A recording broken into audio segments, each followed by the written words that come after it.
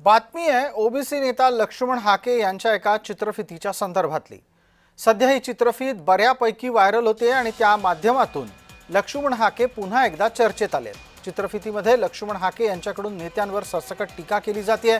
दरम्यान या चित्रफितीच्या बाबतीत कुठलीही पुष्टी जय महाराष्ट्र वृत्तवाहिनी करत नाही।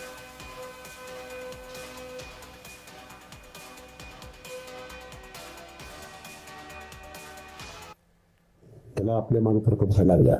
पण तिथे कसं आहे, त्याच्यावर हाई यंत्रणा, त्याच्यावर हाई संघटना, मग ती मीडिया हँडल करणं, मग ते मोठा स्टेज डेकोरम देणं, मीडियाला प्रॉपर बातमी देणं चालत नाही।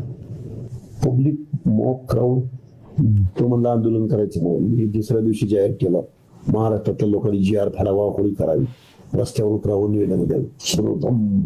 म्हणलं होतं ना काय करायचं नाही म्हणून, माझ्या उपस्थितीत म्हणला ना आंदोलन थांबवा, स्टेजवरच होतो ना मी। पण आपल्या सोबत ओबीसी नेता लक्ष्मण हाके जोडलेले आहेत। लक्ष्मणराव, माझा आवाज येतोय का आपल्याला?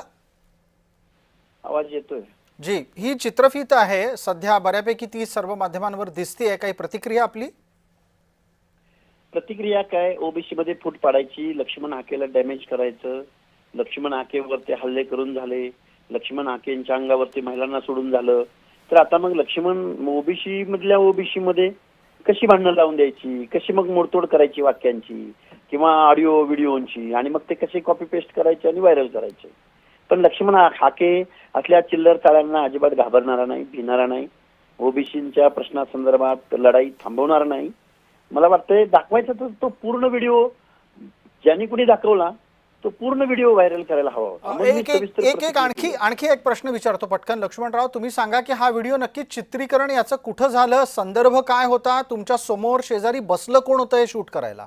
बघा, घर आहे माझं, बाबासाहेबांची प्रतिमा आहे आणि माझ्या घरातलाच व्हिडिओ आहे, पण तो कधीच आहे कसं सांगणार मी, कारण रोज शेकडो लोक येतात भेटायला।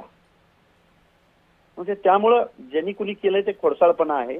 लक्ष्मण हाकेंना थांबवणं, ओबीसी मध्ये फूट पाडणं हा कुटील कारस्थानाचा हा भाग आहे। पण आम्हाला मानणारा आणि ओबीसी बांधवांना माहिती आहे काय आहे त्या व्हिडिओमध्ये। काय फाशीची शिक्षा होती काय? मला काय सांगितलं त्यामध्ये, काय बोललोय मी? अगदी आपण याचा एक खुलासा करू इच्छिता का जय महाराष्ट्र वृत्तवाहिनीवर, की आपण काय बोलला आहात आणि काय दाखवलं जात आहे? अहो हे बघा, माझ्याकडे तो व्हिडिओ असता तर मी तुम्हाला दिला असता लगेच, हे घ्या आणि लावा म्हणून। ज्या माणसाने कुणी केलंय तो त्याच्याकडेच असला पाहिजे आणि त्यांनी थोडस नैतिकता बाळगून पूर्ण व्हिडिओ द्यायला हवा होता, म्हणजे मलाही सविस्तर बोलता आलं असतं मग।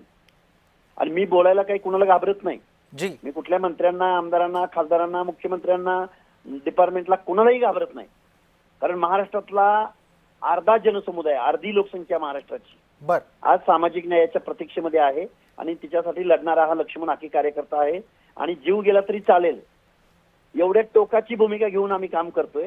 त्यामुळे असले व्हिडिओ असल्या व्हिडिओना आम्ही भीक नाही घालत। ठीक आहे, खूप खूप धन्यवाद आपल्या या प्रतिक्रियेसाठी।